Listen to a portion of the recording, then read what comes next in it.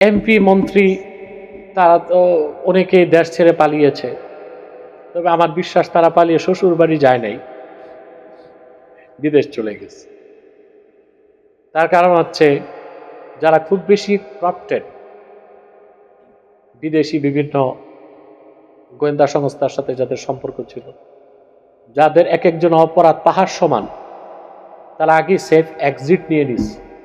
যে ক্ষমতার পরিবর্তন হয় এগুলো তো বিনা ওয়ারেন্টে গ্রেফতার হবে এবং তাদের বাঁচার আর কোনো সুযোগ থাকবে না। এই অপরাধ বোধ থেকে ভীতু কাপুরুষগুলো দেশ ছেড়ে ভাগছে। তারা একবারও চিন্তা করে নাই যে তারা যে যে এলাকার সংসদ সদস্য ছিল ওই এলাকার মানুষগুলোর ভবিষ্যৎ কি হবে।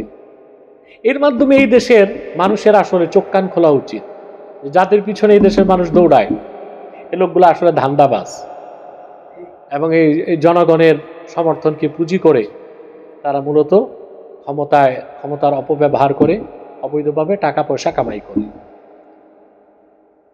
এখন সরকার কিংবা পরবর্তীতে যারা ক্ষমতায় আসবে তারা চিহ্নিত করার আগে জনগণের উচিত এই যে পালিয়ে যাওয়া নেতাদেরকে চিহ্নিত করে রাখা, ভবিষ্যতে এরা যেন আবার ধোঁকাবাজি করতে না পারে।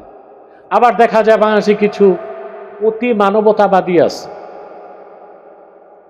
আমরা দেখি যারা বিভিন্ন সময় বিভিন্ন মানবতা বিরোধী কাজের সমালোচনা করে।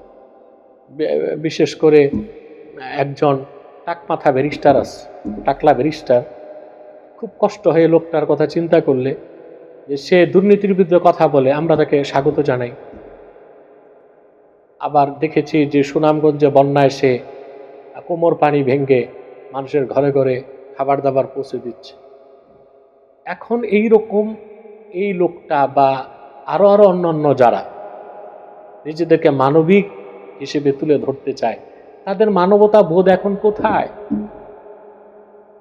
লজ্জা শরম থাকলে তাদের তো উচিত পদত্যাগ করা এবং এই নির্যাতিত মানুষের পাশে এসে দাঁড়ানো।